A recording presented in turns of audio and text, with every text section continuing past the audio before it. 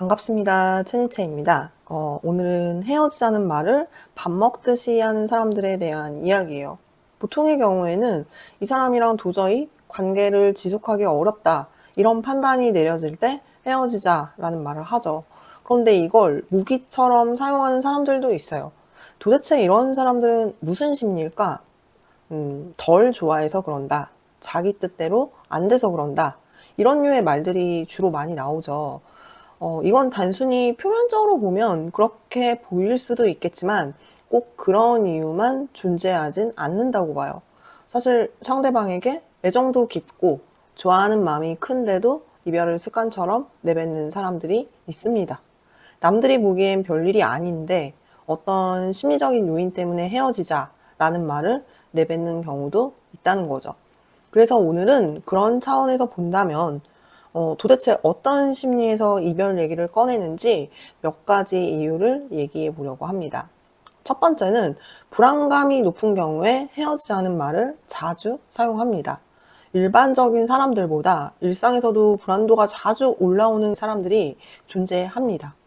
불안감이 높은 사람은 변화된 환경이나 예측하기 어려운 상황에 놓이면 불안도가 올라가는 특징이 있어요. 생활 환경이나 내 주위 사람들, 특히 가까운 사람일수록 내가 생각하는 안정적인 기준을 맞춰줬으면 하는 바람이 있습니다.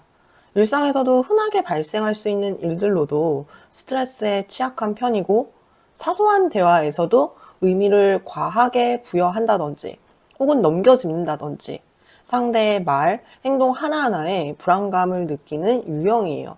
그렇기 때문에 내가 불안하지 않기 위해서라도 자연스럽게 주변을 통제하려는 경향이 있어요.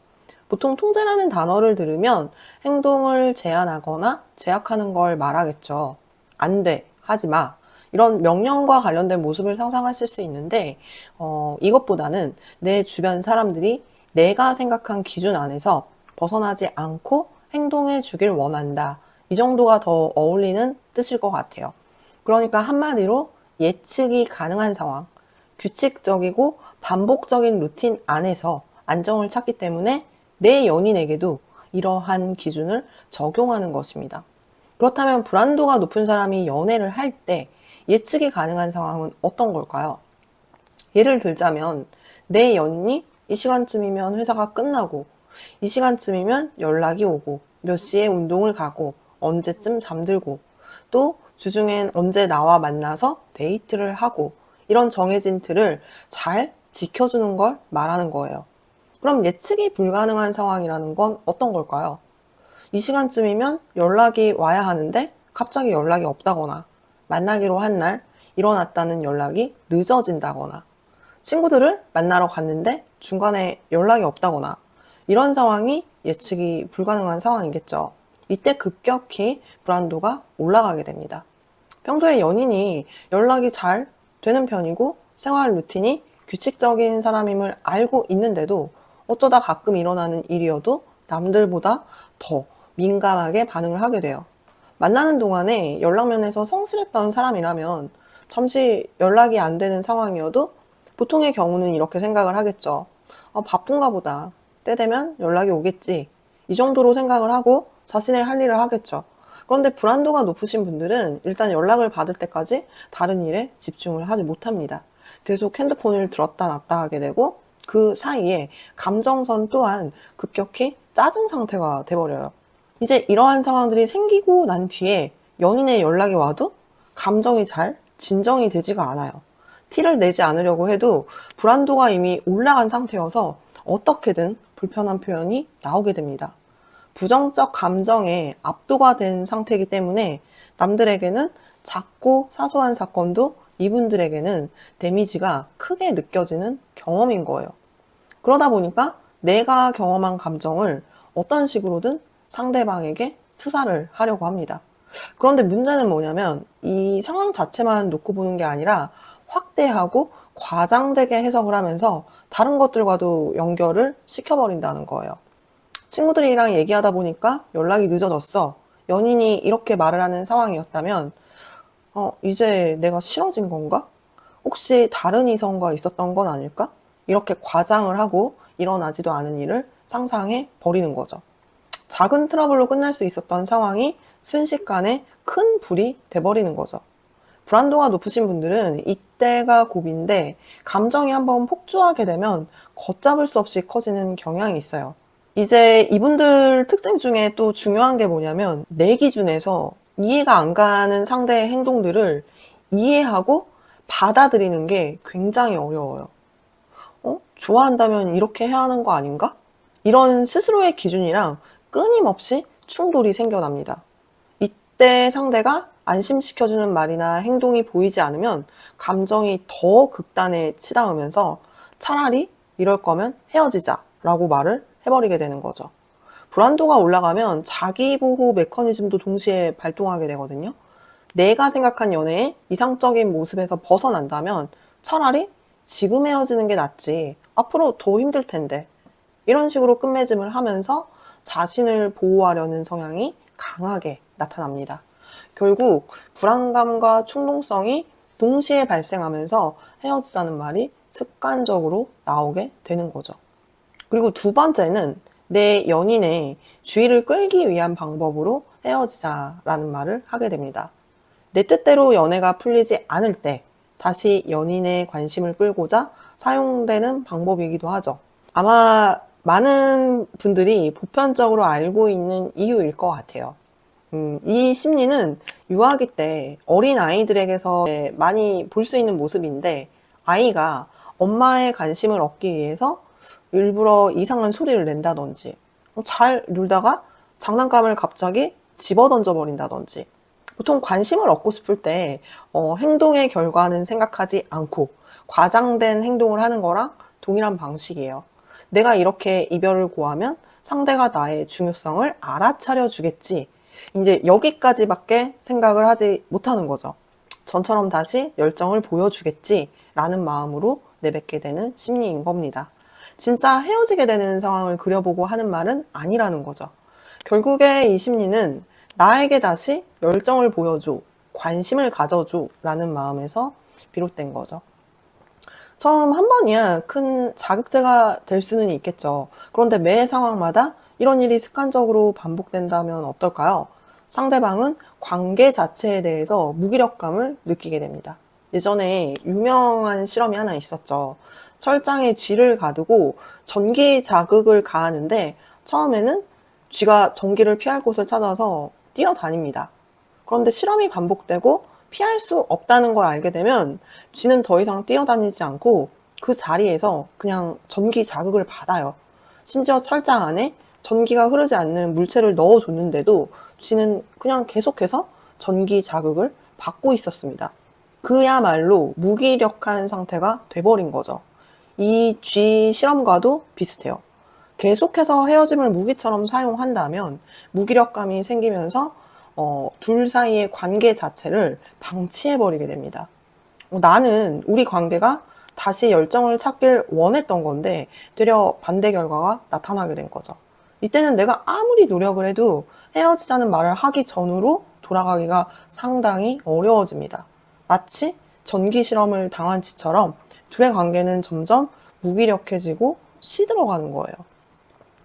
자, 그리고 마지막입니다. 제 생각이지만 요새 좀 많이 보이는 유형이에요. 세 번째, 마음의 근력이 무척 낮은 경우입니다. 심리학에서는 마음의 근력을 회복 탄력성이라는 뜻 정도로 생각하시면 될 것 같아요. 이 마음 근력이라는 건 인생을 살아가는 동안 역경이나 시련에 빠졌을 때 다시 제자리로 돌아오는 힘을 뜻하는 건데 인간관계나 연애에서도 충분히 적용을 할 수 있는 내용이라고 봐요. 인간관계 역시 언제나 늘 좋을 수만은 없죠. 트러블이 생길 수도 있고 시련에 빠질 수도 있고 둘 사이에 역경이 있을 수 있겠죠. 이런 시기를 잘 이겨내야 이 둘의 관계가 더 돈독해지고 단단해질 수 있겠죠. 이제 그러려면 내적으로도 인내심, 감정 조절, 이를 감당해낼 수 있는 문제 해결 능력이 있어야 가능하겠죠. 꼭 연애가 아니어도 삶을 살아갈 때 이 정도의 근력이 있으면 시련이 닥쳐도 다시 원래 내 자리로 금방 돌아올 수 있다는 거죠. 그럼 이걸 연인 사이에 적용을 해본다면 몇 번 티격태격 한다고 해서 감정이 쉽게 바닥이 나고 관계를 종결짓는 경우는 잘 없잖아요. 사사로운 사건으로 트러블이 발생해도 양쪽 다 화해하고 잘 지내려는 의지가 있으면 화해를 하고 관계를 유지해 나갈 수 있겠죠. 그런데 앞서 말한 것처럼 마음의 근력이 약한 경우에는 감정이 회복 능력 또한 현저히 떨어지기 때문에 일단 싸움이 생기면 남들에 비해서 에너지가 쉽게 고갈돼 버립니다. 게다가 마음에도 근력이 없으니까 인내심 또한 강할 수가 없겠죠. 그렇기 때문에 한두 번의 싸움에서도 정신적 에너지가 쉽게 바닥나 버리고 그 바닥난 에너지에서 회복이 잘 되지 않으니까 문제를 적극적으로 해결할 의지조차 없어지는 거예요. 그러다 보면 답답하니까 내가 나서서 화해를 위한 자리를 만들고 대화와 소통의 자리를 가지려고 노력을 해도 되려 이 사람들이 묵묵부답이고 시큰둥한 경우가 많습니다. 왜냐하면 이 사람들은 이 상황에서 골치 아픈 대화를 이어나가고 상대가 한 질문에 답을 해줘야 하는 그 상황 자체만으로도 2차 스트레스가 몰려오게 돼요. 애초에 트러블 상황에서 고갈된 에너지가 아직 회복도 안 됐는데 다시 또 고갈이 돼버리니까 이제 생존 본능처럼 이런 상황을 한두 번만 겪게 되더라도 차라리 관계를 끝내고 싶어 해요. 그동안엔 정말 잘 지냈는데 어떻게 한두 번만으로 이런 상황이 올 수 있어요. 우리 입장에서는 이 사람이 갑자기 변했다고 느낄 수가 있는데 이건 갑자기 변한 게 아니라 이 사람이 상대적으로 스트레스 상황에 상당히 취약하고 감정의 회복 능력도 현저히 떨어진다. 그래서 이 정도 일로 헤어진다고 생각할 수 있는 일들도 이 사람들에게는 가능한 일이라는 거죠. 이거는 툭 하면 헤어지자고 말하는 그런 부류는 아니지 않나요? 이렇게 생각할 수 있는데 왜 제가 이 특징을 말씀드리냐면 결국은 상대가 먼저 하든 우리가 먼저 하든 끊임없이 헤어져야 하나? 이런 고민을 하게끔 만드는 유형입니다. 혹은 끊임없이 헤어지자라고 말했을 수도 있고요. 처음엔 이 유형을 잘 모르다 보니까 한두 번은 내 쪽에서 우리 다시 잘 지내보자. 내가 되려 붙잡고 관계를 이어나갈 수 있죠. 근데 어찌저찌 해서 다시 만난다고 해도 결정적으로 뭐가 문제가 되냐면 트러블이 생길 때 감정을 해소하고 대화를 해야 다시 사이가 돈독해집니다. 그런데 그게 되지 않기 때문에 그 불편한 마음, 내 마음속의 앙금을 가슴 깊이 눌러 담고 관계를 이어나가야 돼요. 그러다 보면 시간이 갈수록 건조한 만남이 될 확률이 높겠죠. 이게 사귀고 있는 건가? 서로 사랑해서 만나고 있기는 한 건가? 이런 생각을 하게 되는 거예요. 문제 해결을 하려는 의지도 빈약하고 그러다 보면 자연스레 정서적 소통도 잘 되지 않고 정서적 소통이 안 되니까 유대감이나 결속력을 느낄 수가 없는 거예요. 그래서 결국 무미건조한 만남이 이어지면서 어느 한쪽에서는 서운할 수밖에 없고 은연중에 서운함을 내비치니까 상대는 이럴 거면 헤어지자라는 말을 또 하게 되는 거죠. 헤어지자는 말을 내가 했든 상대가 했든 결국 누가 했던 간에 이런 유형을 만나게 되면 관계를 지속하는 내내 만날지 말지를 고민해야 하는 상황에 놓이게 된다는 소리예요. 자, 다시 정리를 해볼게요. 헤어지자고 습관적으로 말하는 사람들의 심리적 요인에는 몇 가지가 있습니다. 첫 번째, 불안도가 높은 사람의 경우 헤어짐의 충동을 자주 느낀다. 두 번째, 내 연인의 주의와 관심을 끌기 위해서 헤어지자는 말을 무기처럼 사용하는 심리이다. 세 번째, 마음의 근력이 없고 회복 탄력성이 떨어지면 쉽게 헤어짐을 생각하게 된다. 여기까지입니다.